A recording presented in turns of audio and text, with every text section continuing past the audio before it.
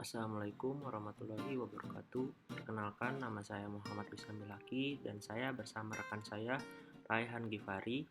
Di video kali ini kami akan sedikit menjelaskan mengenai simulasi sistem dinamik dan juga sedikit tutorial untuk mengoperasikan software Vensim untuk membuat casual loop diagram dan software PowerSim untuk membuat simulasi sistem dinamik dengan bentuk stock and flow diagram.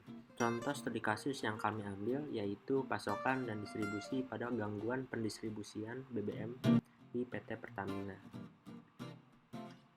Sebelum kita beranjak ke video tutorial penggunaan software Vensim dan PowerSim, kami akan menjelaskan sedikit mengenai sistem dinamik. Yang pertama, apa itu sistem dinamik? Model sistem dinamik merupakan metodologi pemodelan sistem yang dikembangkan oleh J. Wright Forrester. Sistem dinamik merupakan kerangka yang memfokuskan pada sistem berpikir dengan cara feedback loop dan mengambil beberapa langkah tambahan struktur serta mengujinya melalui model simulasi komputer. Adapun tujuan dari pendekatan sistem dinamik, yaitu memahami perilaku sistem. Pengembangan model dilakukan dengan membuat beberapa sub-model yang erat kaitannya dengan tujuan pembuatan model. Beberapa variabel model sistem dinamik diantaranya yaitu yang pertama, level yang merupakan akumulasi aliran dari waktu ke waktu. Lalu yang kedua adalah rate yang menunjukkan laju aliran. Dan yang terakhir, auxiliary yang merupakan variabel bantu. Dalam sistem dinamik, terdapat suatu metode pendekatan sistem dengan model casual loop diagram. Casual loop diagram atau yang sering kita kenal yaitu diagram sebab akibat merupakan model yang menekankan perhatiannya kepada hubungan sebab akibat antar variabel atau komponen sistem yang digambarkan dalam suatu diagram berupa garis lengkung yang berujung tanda panah yang menghubungkan antara komponen sistem yang satu dengan yang lainnya, di mana pada ujung panahnya ditandai dengan tanda positif atau bisa ditandai dengan S, dan tanda negatif bisa diganti juga dengan tanda O yang menggambarkan pengaruh variabel yang satu dengan yang lainnya yang berubah-ubah secara dinamis sejalan dengan perkembangan waktu. Pendekatan melalui model casual loop diagram mempunyai beberapa keuntungan, antara lainnya yaitu yang pertama, mendorong untuk dapat melihat permasalahan secara menyeluruh, baik dari segi cakupan dan waktu. Yang kedua, gambaran rantai hubungan sebab akibat membuat lebih eksplisit dan dasar pemikiran akan lebih baik. Yang ketiga, memungkinkan efektivitas komunikasi dapat berjalan dan mewujudkan kerjasama tim akan lebih baik. Lalu yang keempat, membantu mengeksplorasi alternatif kebijakan dan keputusan sehingga konsekuensinya dapat diantisipasi lebih awal. Lalu yang terakhir, memungkinkan keberadaan posisi yang baik untuk mengambil keputusan. Stock and flow diagram. Diagram stock and flow pada pemodelan sistem dinamik dibuat setelah melakukan konseptualisasi model dari sistem amatan. Setiap variabel dinyatakan dalam besaran tertentu dan dalam bentuk numerik. Variabel-variabel dalam simulasi sistem dinamik digambarkan dalam simbol-simbol. Variabel-variabel yang dibuat dalam stock and flow diagram mengacu pada casual loop diagram yang telah dibuat sebelumnya. Simbol flow dihubungkan dengan simbol stock melalui simbol panah untuk menunjukkan proses aliran atau flow proses. Berikut merupakan contoh casual loop diagram dan juga stock and flow diagram. Stock and flow diagram merupakan pengembangan dari casual loop diagram yang digambarkan dalam diagram yang terdiri dari dua jenis variabel, yaitu stock atau level dan flow atau rate di dalam pemodelan sistem dinamik. Stock dan flow digunakan dalam merepresentasikan aktivitas pada suatu lingkar umpan balik. Dalam melakukan simulasi sistem dinamik, kita membutuhkan suatu software simulasi sistem dinamik agar memudahkan kita untuk melakukannya. Software simulasi sistem dinamik yang dapat kita gunakan yaitu PowerSim, FanSim, Dynamo, Stella, dan masih banyak lagi. Jika teman-teman ingin menggunakan software yang gratis, maka teman-teman bisa menginstal atau download PowerSim dan juga FanSim.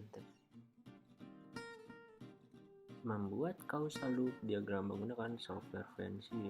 Ini merupakan tampilan pertama ketika teman-teman membuka software FanSim.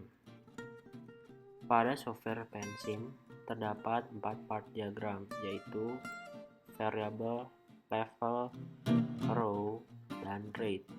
Tapi saya hanya menggunakan variable dan row untuk membuat causal loop diagram.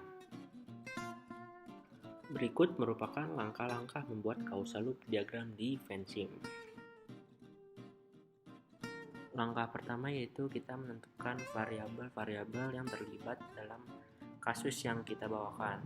Nah, di sini karena kami mengambil kasus pasokan dan distribusi pada gangguan pendistribusian BBM PT Pertamina, maka variabel yang kami masukkan yaitu variabel yang terkait dengan kasus tersebut.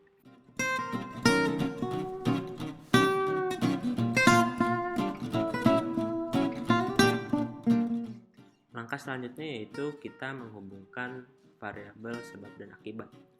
Seperti contohnya, pasokan BBM menentukan jumlah stok BBM, di mana pasokan BBM ini merupakan sebab dan stok BBM ini merupakan akibat.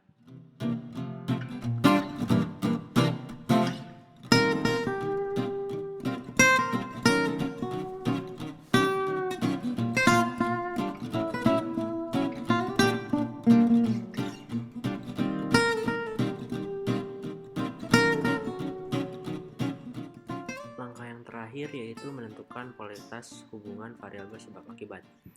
Contohnya yaitu peningkatan jumlah pasokan BBM menyebabkan kenaikan stok BBM, maka ditandai dengan tanda positif atau huruf S yang berarti surplus.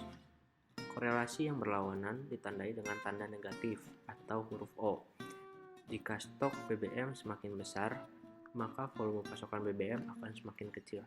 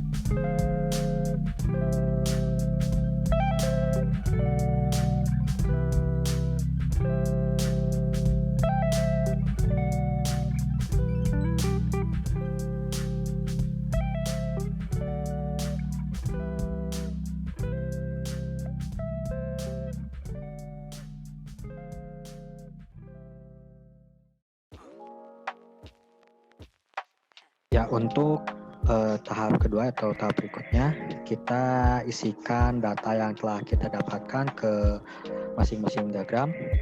Berikut data yang telah saya dapatkan.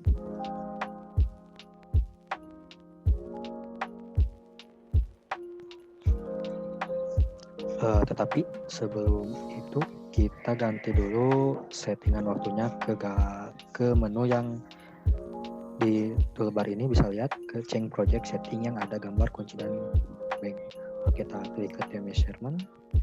Setelah itu kita klik yang ini masih di bawah dan kita rubah ininya waktunya sesuai dengan data yang kita dapatkan. Kita klik OK. Nah, setelah itu kita isikan data ke diagram. Saya akan isikan dari sini terlebih dahulu.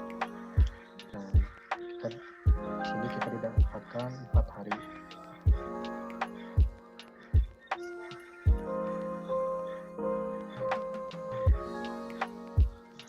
Isi ke stok minggu.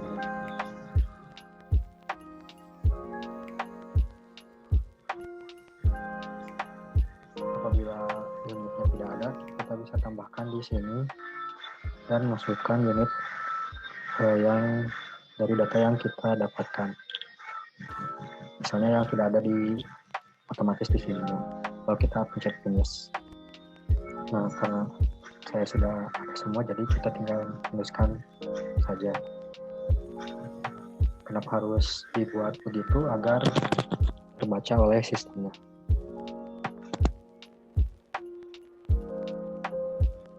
Untuk ini kita dapatkan data sebesar 1968 dengan satuan PA.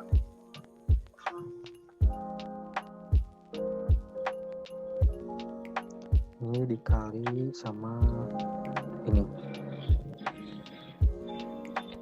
Lalu untuk initial stock ini kita tinggal klik yang link variable yang ada di bawah ini, double klik, lalu kita tambahkan. Oke. Nah, karena stok BBM sama dengan initial stock, jadi kita tinggal klikkan saja ini dan oke. Untuk waktu kedatangan kita dapatkan data selama 8 hari.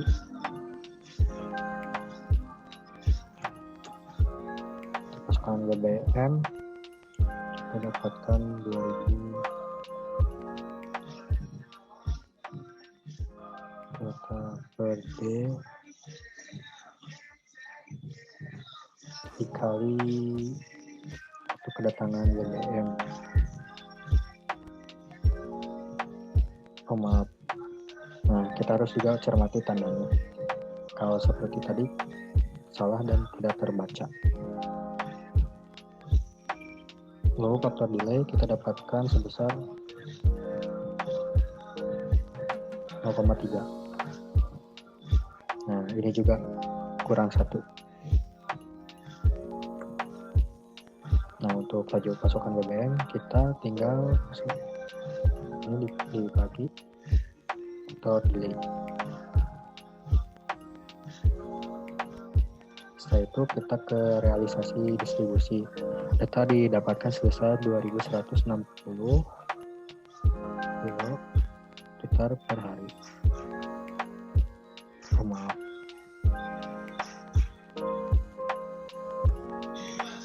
Lalu waktu penggantian ACB didapatkan selama 3 hari.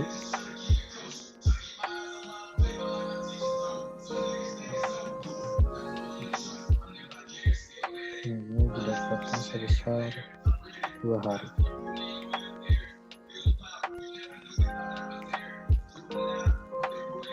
Untuk rumus ini tinggal kita kalikan.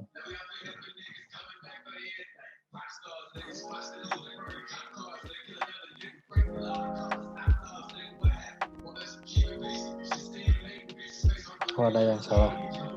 Untuk yang ini kita tambahkan karena ada variabel yang menghubungkan waktu penggantian ACB dengan penggantian ACB. itu juga berpengaruh yang mempengaruhi dari nilai distribusi BBM menjadi 10.800 kiloliter. Nanti juga akan mempengaruhi pada hasil akhirnya. Lalu untuk yang laju distribusi, kita pakai tanda kurung terlebih dahulu. Stok BBM kurangi distribusi BBM. Maaf, salah tanda. Lalu kita bagi per hari.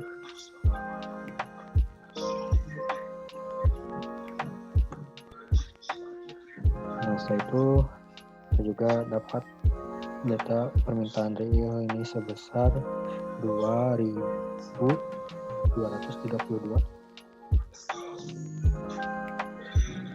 kiloliter per hari.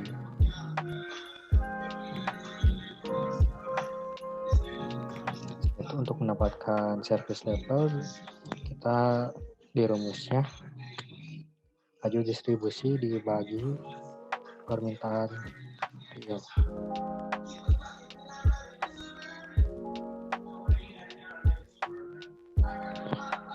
Nah, setelah itu untuk melihat hasilnya kita bisa klik kanan, show auto report, time graph auto report. Untuk melihat grafiknya, ini untuk melihat angka-angkanya.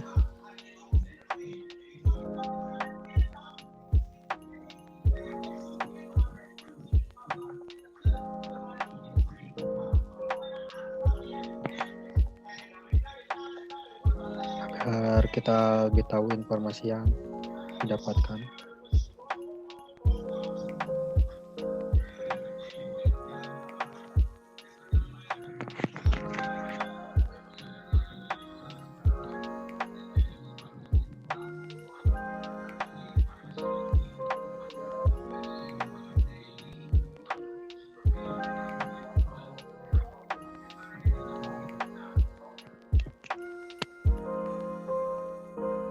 Tidak kelihatannya, kita geser ke sini. Setelah itu kita simulasikan ke sini. Masih setting, kita mau setting berapa hari, kita contohnya 1 hari. Setelah itu kita coba apply. Nah, hasilnya ini konstan teman-teman. Nah, ini pasti ada kesalahan dalam isi datanya. Karena kalau kita bikin grafik perbandingan antara stok minimum dengan stok BBM, kita besar, hasilnya akan seperti ini, tidak ada perubahan, artinya maka data serta rumus-rumus yang saya masukkan masih keliru. Untuk itu mohon maafkan. Nanti kedepannya saya akan memberikan video yang telah dibenarkan. Mungkin sekian dari saya. Setidaknya kita bisa menyusun stock flow diagram, memasukkan data-data. Nah, untuk teman-teman jangan lupa memasukkan data-datanya dengan benar serta rumus-rumusnya agar tidak terjadi hal seperti saya. Untuk itu mohon masukan, kritik, dan sarannya, serta apabila teman-teman yang ingin membantu bisa nanti hubungi saya di komennya. Sekian, terima kasih. Wassalamualaikum warahmatullahi wabarakatuh.